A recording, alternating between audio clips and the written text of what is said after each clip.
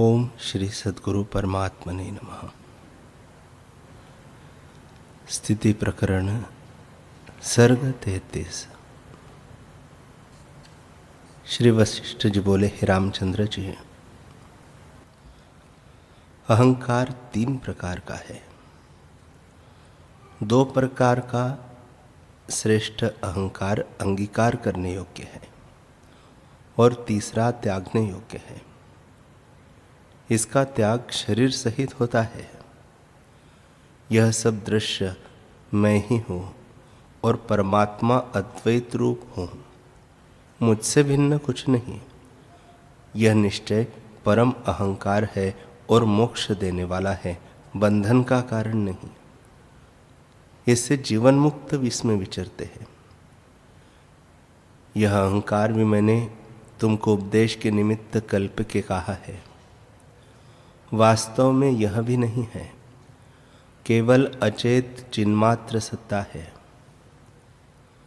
दूसरा अहंकार यह है कि मैं सबसे व्यतिरेक यानी भिन्न हूँ और बाल के अग्रभाग का 100वां भाग सूक्ष्म हूँ। ऐसा निश्चय भी जीवन मुक्ति है और मोक्षदायक है, बंधन का कारण नहीं। यह अहंकार भी मैंने तुमसे कल्प के कहा है। वास्तव में यह कहना भी नहीं है। तीसरा अहंकार यह है कि हाथ पांव आदि इतना मात्र आपको जानना। इसमें जिसका निश्चय है वह तुच्छ है और अपने बंधन का कारण है। इसको त्याग करो। दुष्ट रूप परम शत्रु है। इसमें जो जीव मरते हैं वे परमार्थ की ओर नहीं आते।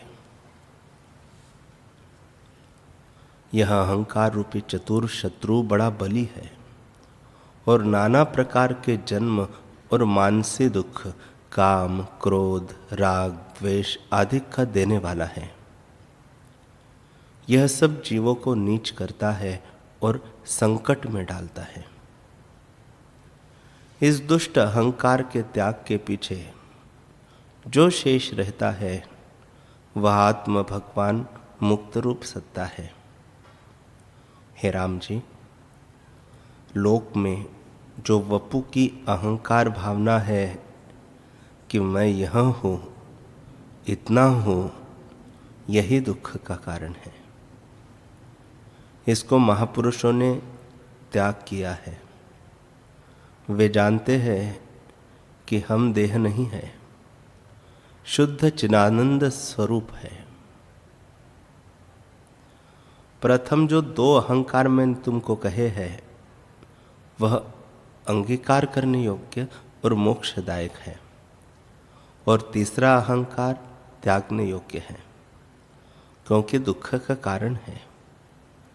इसी अहंकार को ग्रहण करके दाम, व्याल, कट आपदा को प्राप्त हुए, जो महाभयदायक है और कहने में नहीं आता, और जिन्होंने भोगी है उनका क्या कहना है, वह जानते ही है। राम जी ने पूछा, हे भगवान, तीसरा अहंकार जो आपने कहा है उसका त्याग किए से पुरुष का क्या भाव रहता है और उसको क्या विशेषता प्राप्त होती है? श्री वशिष्ठ जी बोले, हे रामचंद्र जी, जब जीव अनात्म के अहंकार को त्याग करता है तब परम पद को प्राप्त होता है। जितना जितना वह त्याग करता है उतना ही उतना दुख से मुक्त होता है। इससे इसको त्याग करके आनंदवान हो। इसको त्याग के महापुरुष शोभता है। जब तुम इसको त्यागोगे तब ऊंचे पद को प्राप्त होंगे। सर्वकाल सर्व यत्न करके दुष्ट अहंकार को नष्ट करो।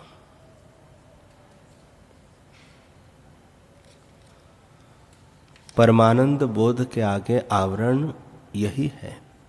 इसके त्याग से बोधवान होते हैं। जब यह अहंकार निवृत्त होता है तब शरीर पुण्य रूपी हो जाता है और परम सार के आश्रय को प्राप्त होता है। यही परम पद है। जब मनुष्य स्थूल अहंकार का त्याग करता है तब सर्व व्यवहार चेष्टा में आनंदवान होता है। जिस पुरुष का अहंकार शांत हुआ है उसको भोग और रोग दोनों स्वाद नहीं देते। जैसे अमृत से जो तृप्त हुआ है उसको खट्टा और मीठा दोनों स्वाद नहीं देते, अर्थात राग द्वेष से चलायमान नहीं होता, एक रस रहता है। जिसका अनात्मा में अहम भाव नष्ट हुआ है उसको भोगों में राग द्वेष नहीं होता और तृष्णा राग द्वेष नष्ट हो जाता है। जैसे सूर्य के उदय हुए अंधकार नष्ट हो जाता है, तैसे ही अपने दृढ़ पुरुषार्थ से जिसके हृदय से अहंकार का अनुसंधान नष्ट होता है वह संसार समुद्र को तर जाता है। इसे यही निश्चय धारण करो कि न मैं हूँ न कोई मेरा है, अथवा सर्व मैं ही हूँ, मुझसे भिन्न कुछ वस्तु नहीं। यह निश्चय जब दृढ़ होगा तब संसार की द्वैत भावना मिट जाएगी और केवल आत्म तत्व का सर्वदा भान होगा।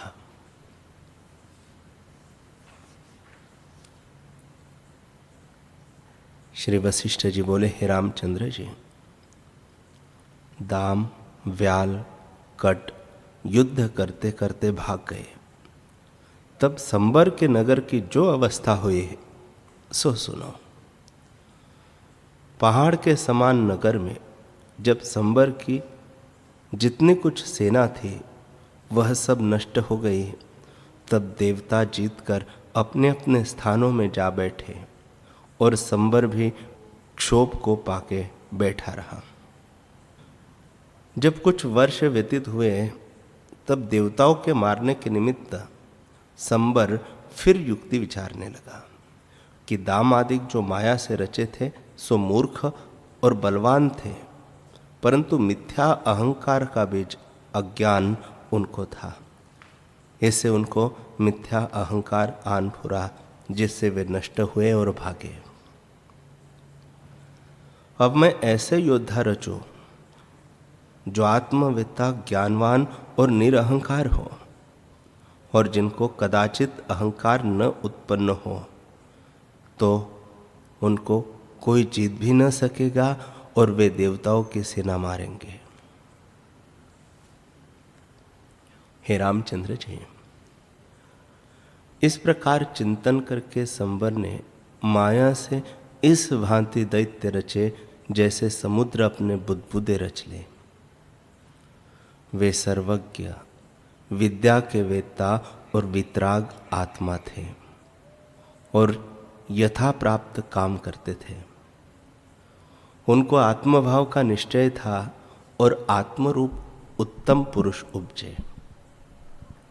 भीम, भास और तट उनके नाम थे। वे तीनों संपूर्ण जगत को तृणवत जानते थे और परम पवित्र उनके हृदय थे।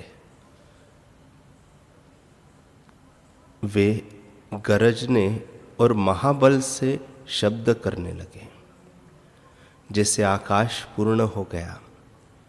तब इंद्र आदि देवता स्वर्ग में शब्द सुन के बड़ी सेना संग लेकर आए और यह बड़े बलि भी बिजलीवत चमत्कार करने लगे। दोनों ओर से युद्ध होने लगे और शस्त्रों की नदियों का प्रवाह चला, पर भीम, भास, दट धैर्य से खड़े रहे। कभी कोई शस्त्र का प्रहार लगे तब युद्ध के अभ्यास से देह का मोह आन फुरे, पर फिर विचार में सावधान हो कि हम तो अशरीर है और चैतन्यमय निराकार, निर्विकार, अद्वैत, अच्युत रूप है। हमारे संग शरीर कहाँ है?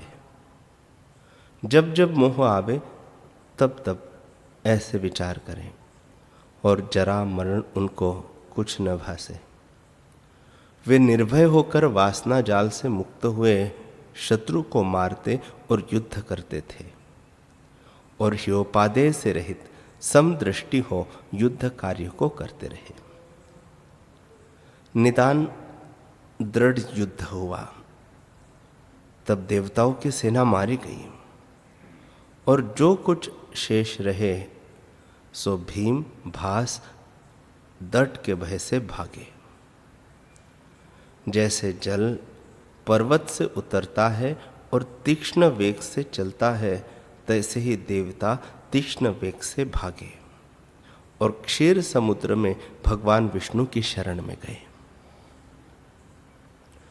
उनको देख के विष्णु भगवान ने कहा कि तुम यहाँ ठहरो, मैं उनको युद्ध करके मार आता हूं। ऐसे कहकर विष्णु भगवान सुदर्शन चक्र लेकर संबर की ओर आए।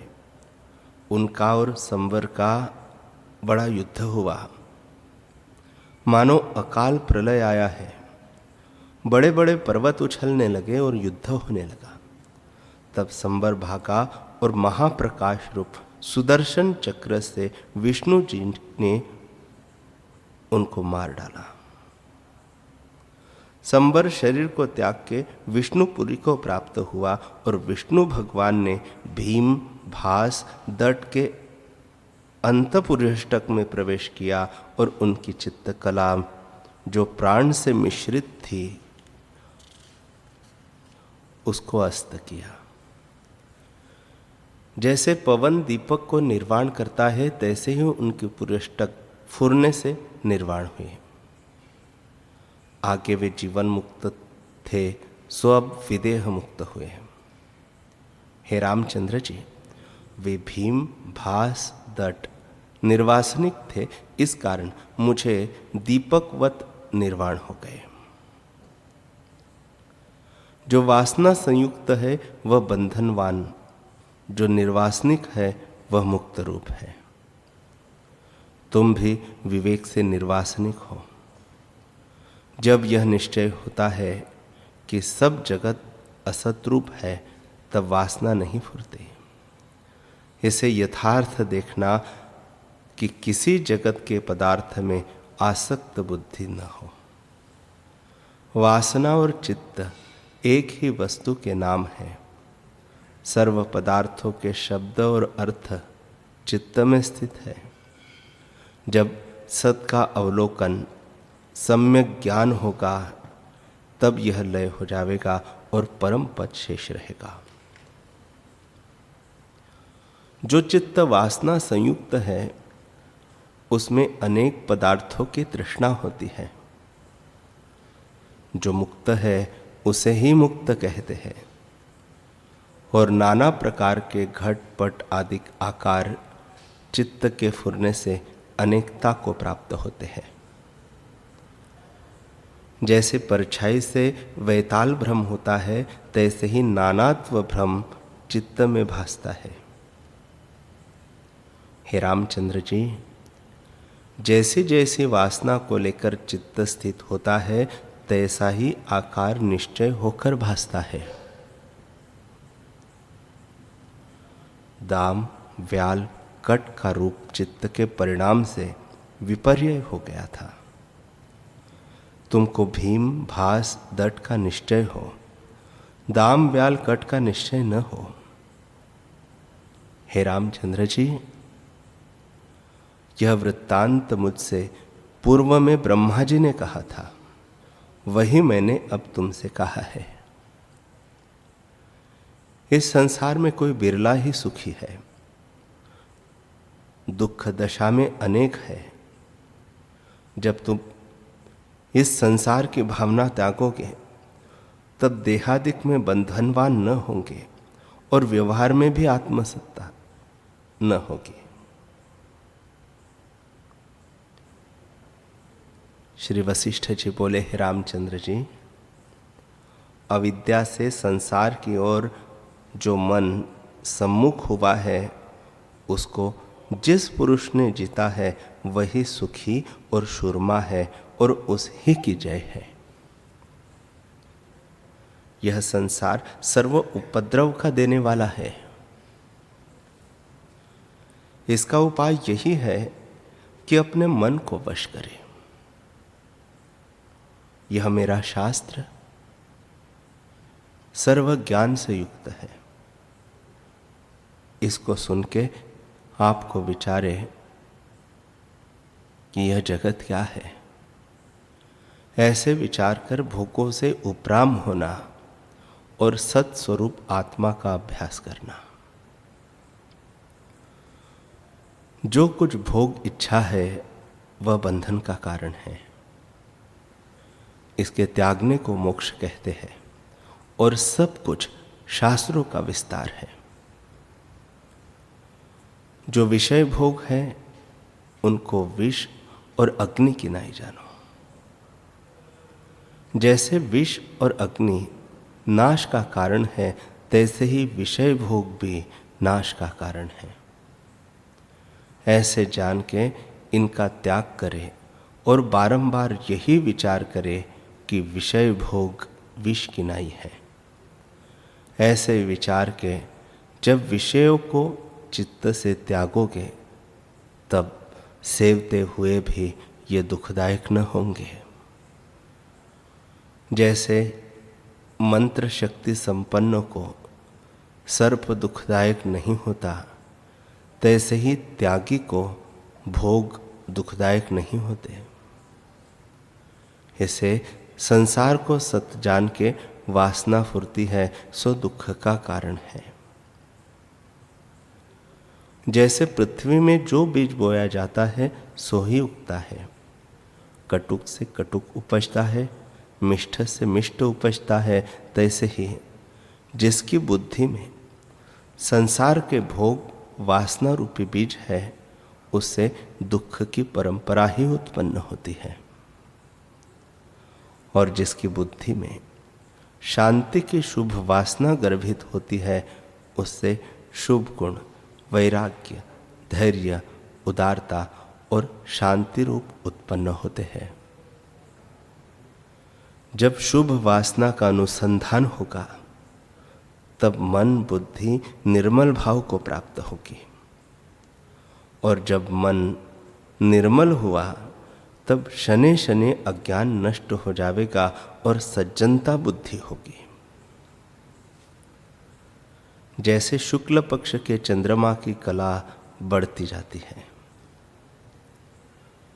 जब इन शुभ गुणों की परंपरा स्थित होती है तब विवेक उत्पन्न होता है और उसके प्रकाश से हृदय का मोह रूपी तम नष्ट हो जाता है। तब धैर्य और उदारता की वृद्धि होती है। जब सत्संग और सत्शास्त्र के अभ्यास द्वारा शुभ गुण उदय होते हैं तब महा आनंद का कारण शीतल शांत रूप प्रकट होता है। जैसे पूर्णमासी के चंद्रमा की कांति आनंददायक शीतलता फैलाती है, तैसा ही सत्संग रूपी वृक्ष का फल प्राप्त होता है। हे रामचंद्र जी, सत्संग रूपी वृक्ष से विवेक रूपी फल उत्पन्न होता है और उस विवेक रूपी फल से समता रूपी अमृत स्रवता है। उससे मन निर्द्वंद्व और सर्व कामना से रहित निरुपद्रव होता है। मन की चपलता शोक और अनर्थ का कारण है। मन के अचल हुए सब शांत हो जाता है। शास्त्र के अर्थ धारने से संदेह नष्ट हो जाते हैं और नाना प्रकार की कल्पना जाल शांत हो जाती है। इससे जीवन मुक्त अलेप होता है। संसार का कोई क्षोभ उसको स्पर्श नहीं करता और वह निरीक्षित, निरुपस्थित, निर्लेप, निर्दुख होता है। शोक से रहित हुआ चित्त जड़ ग्रंथि से मुक्त और परमानंद रूप होता है। तृष्णा रूपी सूत्र के जाल से जो पुरुष निकल गया है वही शूरमा है, और जिस पुरुष ने तृष्णा नष्ट नहीं की वह अनेक जन्म दुख में भ्रमता है। जब तृष्णा घटती है तब मन भी सूक्ष्म हो जाता है, और जब भोग की तृष्णा नष्ट होती है तब मन भी नष्ट हो जाता है। हे राम जी, जैसे भले नौकर स्वामी के निमित्त रण में शरीर को तृणवत त्यागते हैं और उससे स्वामी की जय होती है, पर जो दुष्ट है वे नहीं त्यागते, उससे दुखी होते हैं, तैसे ही मन का उदय होना जीवों को दुख का कारण है और मन का नष्ट होना सुखदायक है। ज्ञानवान का मन नष्ट हो जाता है, अज्ञानी का मन वृद्धि होता है। संपूर्ण जगत चक्र मनोमात्र है। यह पर्वत, मंडल, स्थावर, जंगम रूप जो कुछ जगत है वह सब मन रूप है। मन किसको कहते हैं सो तुम सुनो। चिन्मात्र शुद्ध कला में जो चित्त कला का फुरना हुआ है वही संवेदन संकल्प विकल्प से मिलकर मलिन हुआ है और स्वरूप विस्मरण हो गया है, उसी का नाम मन है। वही मन वासना से संसार भागी होता है। जब चित्त संवेदन दृश्य से मिलता है तब उससे तन्मय होकर चित्त संवेद का नाम जीव होता है, और वही जीव दृश्य वेग से मिलके संसार दशा में चला जाता है और अनेक विस्तार को प्राप्त होता है। आत्म पुरुष परब्रह्म संसारी नहीं है। वह न रुधिर है, न मांस है और न शरीर है। शरीर आदि सर्व जड़ रूप है। आत्मा चेतन आकाशवत अलेप है। यदि शरीर को भिन्न भिन्न कर देखिए तो रुधिर, मांस, अस्थि से भिन्न कुछ नहीं निकलता। जैसे केले के वृक्ष को खोल कर देखिए तो पत्रों से भिन्न कुछ नहीं, तैसे ही मन ही जीव है और जीव ही मन है। मन से भिन्न आकार कोई नहीं, वही सर्व विकार को प्राप्त होता है। हे रामचंद्र जी, जीव के बंधन का कारण अपनी कल्पना है। जैसे कुसवारी अपने यत्न से आप ही बंधन को प्राप्त होती है, तैसे ही मनुष्य अपनी वासना से आप ही संसार बंधन में फंसता है। इससे तुम भोग की वासना मन से दूर करो। संसार का बीज वासना ही है। जिस वासना संयुक्त दिन में विचरता है तैसा ही स्वप्न भी होता है। जैसी वासना होती है तैसा ही पुण्य पाप के अनुसार परलोक भासता है और अपनी वासना से जगत भासाता है। जैसे अन्न जिस द्रव्य से मिलता है तैसा ही भासता है, अर्थात मिष्ठ से मिष्ठा, खट्टे से खट्टा, कटुक से कटुक होता है, तैसे ही जैसी वासना जिसके हृदय में दृढ़ होती है तैसे ही हो भासता है।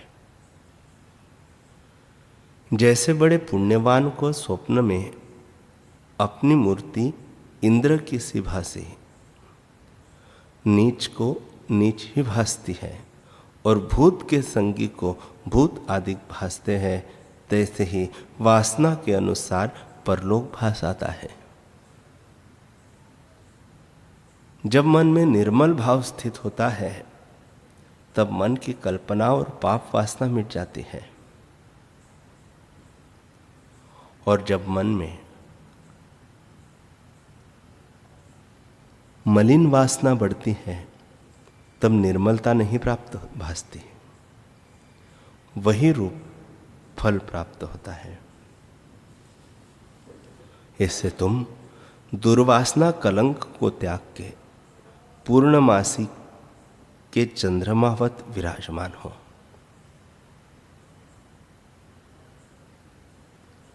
यह संसार भ्रांति मात्र है, सतरूप नहीं। अज्ञान करके भेद विकार भासते हैं। वास्तव में न कोई बंध है, न मोक्ष है और न कोई बंध करने वाला है। सब इंद्रजाल किनाई मिथ्या भ्रम से भासते हैं।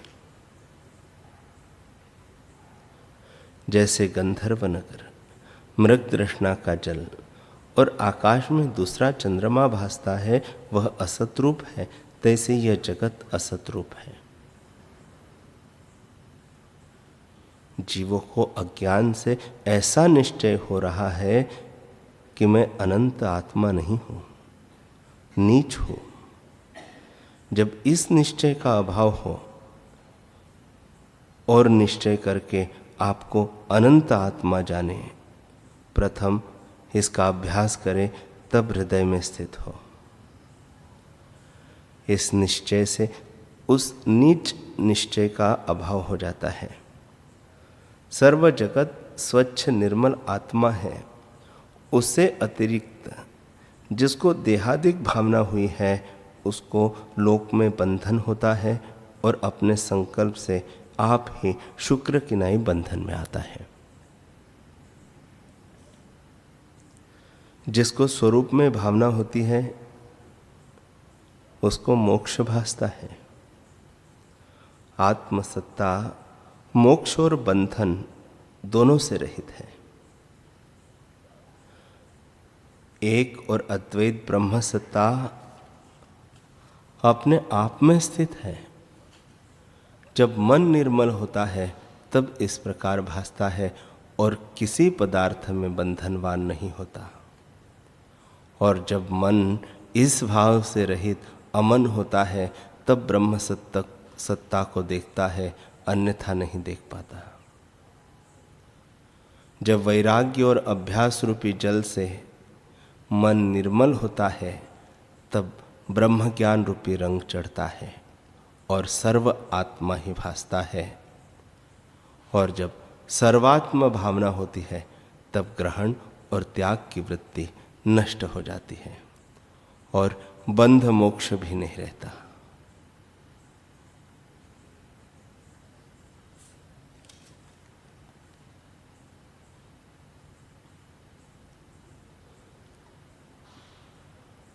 हरि ओम।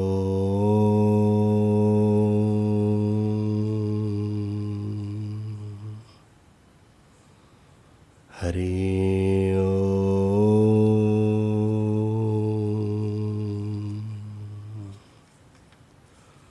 ओम सहनावतु सहनौ भुनक्तु सह वीर्यं करवावहै तेजस्विनावधीतमस्तु मा विद्विषावहै। ओम शांति शांति शांति। श्री सद्गुरुदेव भगवान की